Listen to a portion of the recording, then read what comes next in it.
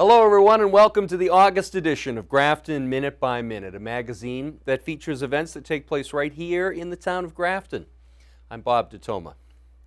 In just a short period of time, the way the news media covers events in the town of Grafton has changed. You've noticed it, I've noticed it. We had an opportunity to ask the experts. Joining me in studio were the folks from the Grafton News. Hello, and I'm in studio with the staff of the Grafton News. On my far right is Cindy Bissell, and she takes care of all the web design and internet magic that takes place down there. Seated next to her is Wendy Watkins, who takes care of the graphic design side of the business. And to my close right is Rich Price, who I believe is the editor-in-chief and sometimes plays the role of Perry White. Right? Very old school. I had to throw in the Superman reference because when we started doing the Superman cartoon, you called out of the blue. Oh, I love the Superman cartoon. Right? And that kind of threw me for a loop because I had only been newly hired in this position, and here I am being interviewed about Superman cartoons. And when I hung up the phone, everyone wanted to know, what did he ask? What did he want to know? Why was he asking? And it's like, geez, I don't know. So now, wasn't Perry White the publisher, or was he the editor? Was he the publisher or the editor? I think he was the publisher and editor. Uh-huh. Doesn't matter. It doesn't matter. But he was old.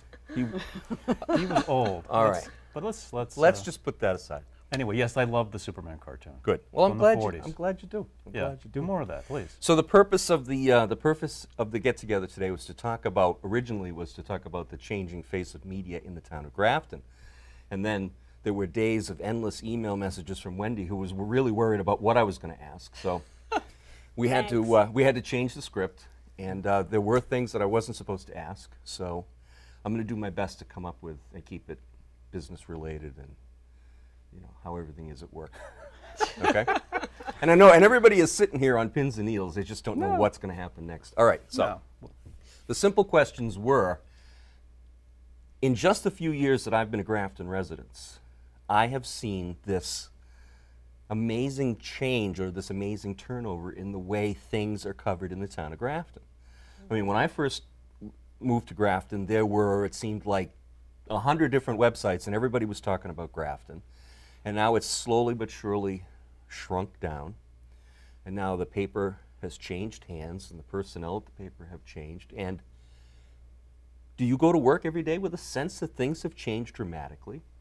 Do you think that Grafton is big enough and busy enough that it needs coverage 7 days a week on topics? Or is it just too small for the bigger newspapers?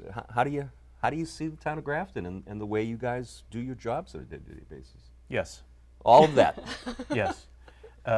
Grafton changed, the way Grafton's been covered has changed quite a lot. You know, you had the Worcester Telegram, which I think back in the day had their own bureau here in town. Mm-hmm. That closed. The Grafton News has been here since 1958 and still is. Mm-hmm. And they operated as they always had, and things went great. And then when the internet came along, things really started to change around. You had one startup website that came into town that made a lot of noise, and then the Grafton News came out with their own website, and then things kind of evolved, and it became another website called the Daily Voice, and that eventually, of course, closed down, as we know. There was the Grafton Patch, which came out, which I think is not as visible as it was at the very beginning. And so it continues to evolve, and I think that will always happen, I think. I think, even other sources of media, like television, we've seen that kind of evolve quite rapidly with things like Netflix. But I think that as the Grafton News will continue to change, it will continue to become, evolve into what it is that people are going to be looking at. I think today people are still subscribing to the paper, the old-fashioned newspaper, which is still loved. In fact, we picked up, I think, 150 new subscriptions or something like that recently when we brought out our new design. And I think that certain social media areas like Facebook is becoming kind of the place where people are going to gather a lot of their news. And we're responding to that also. So I'm glad you brought up circulation, because having worked at the Worcester Telegram and Gazette in the past, in circulation. How do you go out and get new subscribers, or are you actively seeking new subscribers, or do you just hope that your coverage and your work behind the scenes brings those people in? We have, we're owned by Holden Landmark now, and we've got people that are, think about these things all the time. So it isn't, we're not, as small as we used to be. We've got other people outside of town that think about these things too. But we did what's called a total market coverage when we rolled out our new design, and we sent out the newspaper to everyone in town for 2 straight weeks, and we had little postcards that went in it, and that's and that fed the subscription base. So we are growing. We are picking up new people, and I think people are pretty excited about what it is that we're putting together now. That's good. And we give them free mugs. You gave them what? Free mug. Free mugs. Free coffee mug. Yes. We also have something called a welcome wagon, which anybody that moves in new to town gets 6 months free, and that's helped a lot. In fact, instead of just having people come to us asking for a free subscription, now we go by the real estate sales, and we automatically send everybody that moves to town a free paper for 6 months, and that's helped a lot to keep the subscriptions up. Okay. Well, that's reassuring to know that Welcome Wagon's still around. I mean, I remember that as a kid. Well, that's another, we're kind of old school, but trying to adjust to the changes in media. Okay. All right. So, on a day-to-day basis, is your mindset the same? Is your workflow the same? Are things drastically different from when they were, say a year ago at this time? What are your days like? You go to work and it's the same thing, or? Well, with the new company that took over, there's been some changes just in the way we do things. Our goal is still the newspaper. We still, that's one of the things we liked about the Holden Landmark, is that they're very dedicated to the print media. And but the way we do it is a little bit different, because we kind of just, for years we just kind of did things the way they were always done, and we didn't do it the way the newspaper establishment did things. So now we're a little bit more like the other papers, as far as how we handle advertisers. We never even had salespeople before, so now we have salespeople. How we lay out the paper. Well, Wendy can talk more about how the paper's laid out. Everything is different in that way. But Yeah. So it has changed. I mean, I imagine from walking around on the print floor at the Telegram Gazette to today, I mean, the technology as far as setting up the typefaces, like night and day difference now. So. Oh, yeah.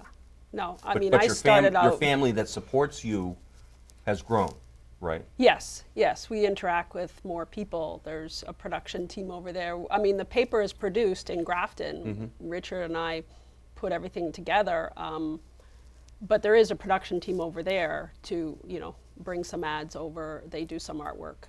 But basically, I mean, we still have the Grafton presence. We're still the Grafton people working on the Grafton paper. So, I mean, I love the town. I love working on the news that goes on. We have the police scanner there. We, try and keep on touch of everything. It's still, even though we do deal with a lot of the other people from the other offices, it really is still the Grafton paper. So it's locally generated. Yes. And where's the home base for Landmark? Where are they located? In the cloud? Well, they have their Holden the Holden office, and then there's the Millbury Sutton office. Okay. All right. So. And they're primarily a New England concern, or are they nationwide? It's a family business. Yeah. It's a family business? It's a family business. Okay. It's owned Yeah. by Kirk Davis, who also owns Gatehouse Media. He's the president and CEO of Gatehouse Media. Okay. And he owns us and Worcester Magazine, Millbury Sutton Chronicle, the Landmark, and the parenting magazine, what's that? Bay Bay State State Parent. Parent. Parent. Bay State and Parent Magazine. Lemonster. Lemonster. And Lemonster Champion. I knew I was going to Yeah. forget something. The Champ. So they're a little bit bigger than I might have thought at first, I guess. Yeah. It's Yeah. interesting. The way it kind of evolved was Kirk came to me, the president, he came to me about, because I was running the Grafton Villager website, Right. which I had kickstarted like 2 years prior. And then he sat down with me and negotiated with him, and he made the buy. Soon after that, he bought the Grafton News, and we merged everything together. Mm-hmm. And Don Clark, he was doing a great job for years, but he wanted to retire, so it was the timing for him could not have been any better. Mm. And I think that since we're now in such a more competitive environment, I think that this was the right move to make for everybody. Mm. And I think the Grafton News is going to be a much stronger paper in the future, today and in the future, as a result of that. Mm. So do you have favorite stories that you like to see when you come to work? You come into the door and you go, oh, I hope I see blank today. I mean, do you have that deep of a passion for it, or is every story the same as the story before it in your mind? How does it help me understand it? Because I would think that after a while you'd get kind of burned out. You see the same names, the same topics, the same information. It is seasonal. I mean, it is a cyclical. It's like, okay, here we go, the same thing every time of year. But the faces change. It's great to hear all the school news. We love it when the sports teams do well. Mm. The further on they go in competition, getting to states or whatever, it's great to cover that. Because, that's what we're all about, getting the kids in the paper. The parents love to see the kids in the paper, clip them out, honor rolls. There's stuff that the paper is truly still needed and loved for that kind of thing, archiving and sports news and the academics. So but it's true, we never know when we walk in on Monday what the paper is going to look like, because every week you just don't know. Unfortunately, sometimes there's fires, sometimes there's bad news. We try and keep the good newspaper, but sometimes, the bad news is the stuff that makes the front page. Yeah, of course. But in your job, you've got like the Rubik's Cube, because you're trying to Yes. figure out The jigsaw puzzle. where all the different pieces are going to go and how it's all going to fit into that edition. Yes. Okay. Yes. Interesting. A good mix between ads and articles, piecing it all together. And we have sections now, trying to make it easier for the reader to find things. The new layout, it was a little bit of a challenge to get used to it. I love it now. It's worked out really well. As far as the look of things, trying to give it a fresh, new, updated feel to it. And the feedback has been good. There's been some people that are like, well, I'm still trying to get used to it a little bit, but we love it. We love the fresh look of it. So A lot more color. a lot more color. Better quality paper. Yeah. Yeah. So the one thing that I've noticed about internet news coverage or news websites is how everyone has the comments section. Now, do you have hard and fast rules that you have to follow on the comment section? It's just No, it's all's fair in love and war kind of thing? Or? not exactly. If the internet is obviously a different place than writing a letter to the editor. Right. And a lot of people do make comments on an anonymous level. That's just how it is. However, there is a general rule which, as the editor, I take that responsibility on, which is that, on one side of it, it's a free and open society, and we want to give people the right to speak out, and we have a pretty long leash in that regard. However, we do draw the line in certain places, whether it has to do with profanity, racist comments, sexist comments, those types of things. We reserve the right to take those comments down. And sometimes we get backlash from people saying that their freedom of speech is being snuffed out. Not true. We have a right to protect all of our readers and make it a place. But the line is that this is our neighborhood paper, and we want people to treat each other like neighbors and not hide behind a mask per se, where they feel that they can just be mean to everybody. We're not that place. We're a place where people can voice their opinions, however. So That's one thing I've noticed, that people in this town have very strong opinions. about certain things especially. About most things I read. Yeah. Because I sometimes read those comments and I'm just like, whoa.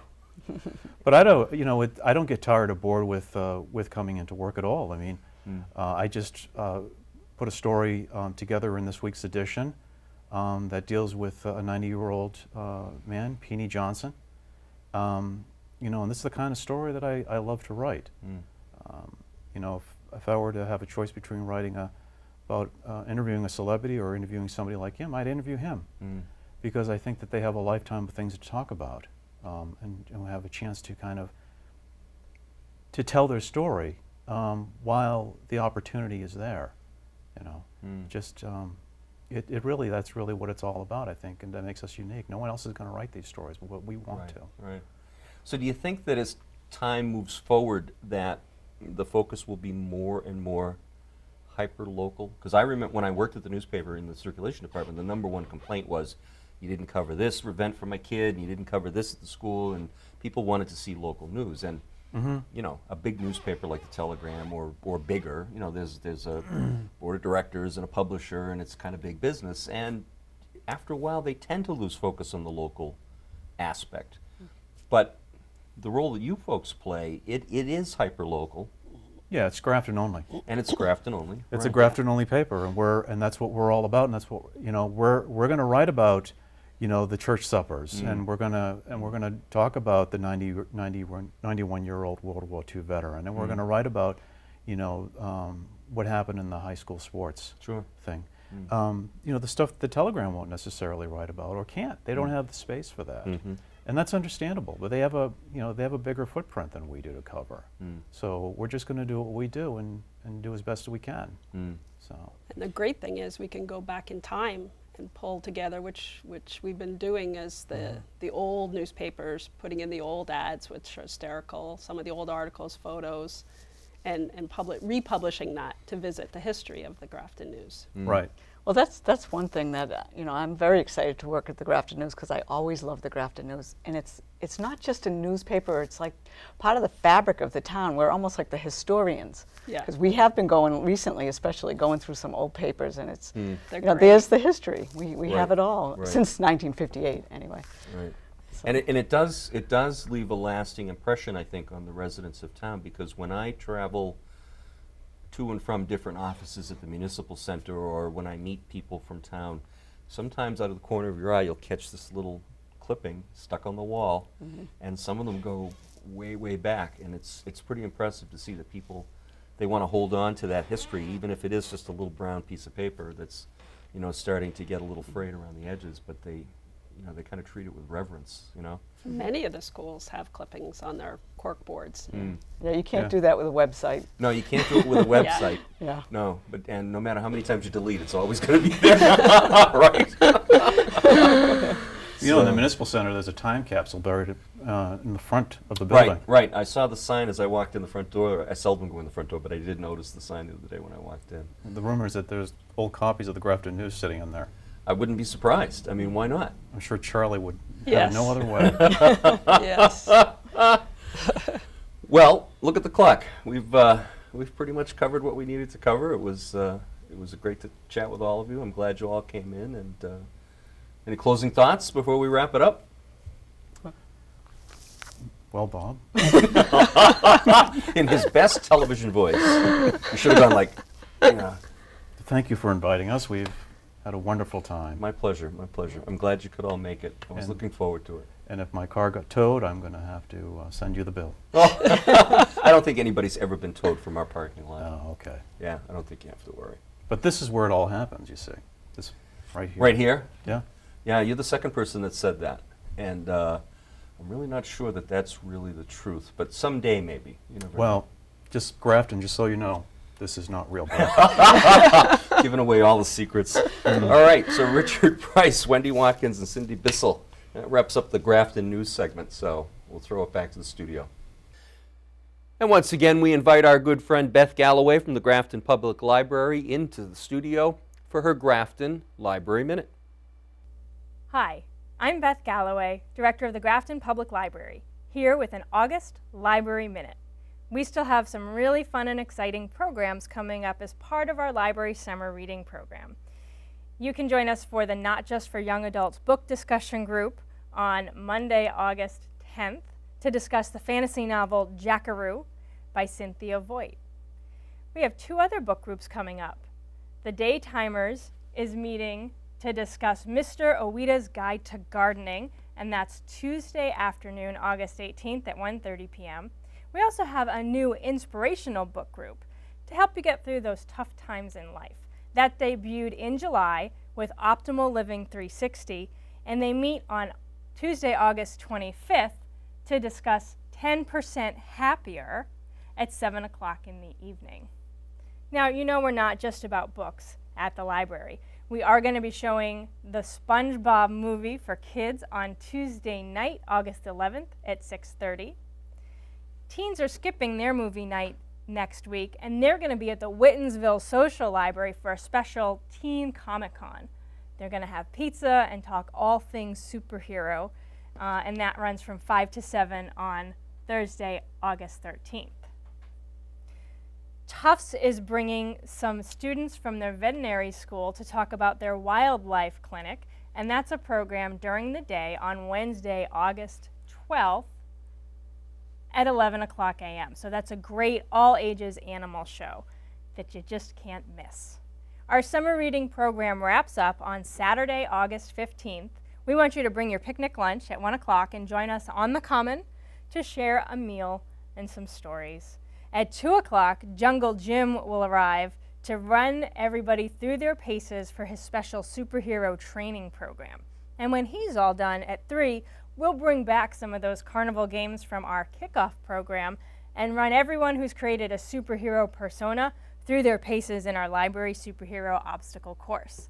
One of the highlights of that event on Saturday the 15th is going to be a library staff dunk tank. So if you've ever been upset about getting charged those overdue fines, now's your chance to get your revenge, throw a ball, hit the target, and dunk one of our willing and generous staff members.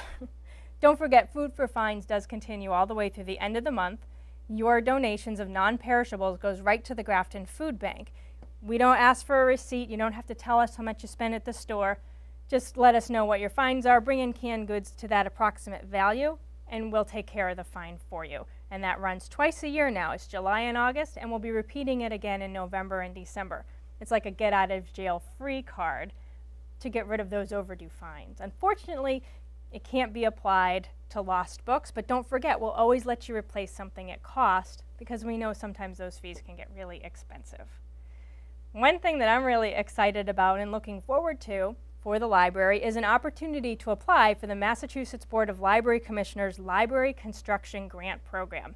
And this isn't the first time that Grafton has applied. We're working on the application now. It's not due until January 2017, but there's a lot of work that needs to get done for that application. And I've been tasked with writing a building program that describes what an ideal 21st library might have in it. I need feedback from you guys out there in the community, though. So we're going to be offering multiple focus group meetings so that our voting public and our library users and our non-users has an opportunity to come and share what they think their vision of the library should be. Those meetings have been scheduled for Saturday, August 22nd at 10 a.m. We'll have some snacks for you because it's bright and early. For Thursday, August 27th at 7 o'clock in the evening. And then we'll offer a special session for teens on Saturday, August 29th as part of their Nerd Fighters program. That program starts at 1, but I plan on popping in at 2 just to talk to some of our young people to see what they are looking for. We will be scheduling some additional meetings at the beginning of September in different parts of town so that we can really be sure to get everybody's input. And I know you're all busy, so if you don't have a chance to get out to one of those meetings, you can always send an email to graftonlibrary.ma@gmail.com or go right to our library website at graftonlibrary.org. Click through the slideshow, and the second picture on the slideshow is a link to an online library satisfaction survey, and you can take that anytime. Even that short 2-minute version has a place for comments, so that would be a great spot to offer your feedback to. Please bear with us into the month of September because we are going to be on a little bit of a programming slowdown. We're definitely bringing back story time, but we've got that ice dam water damage repair going on in the main reading room, so that makes it hard to schedule some things for this fall. all of our middle grade programming that we hold upstairs and teen programming will resume by October. Don't worry. Thanks so much for watching. This has been Beth Galloway, Director of the Grafton Library, with a Library Minute.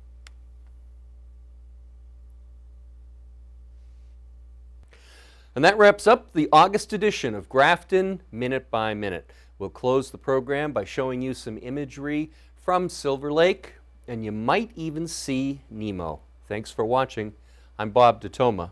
Good night.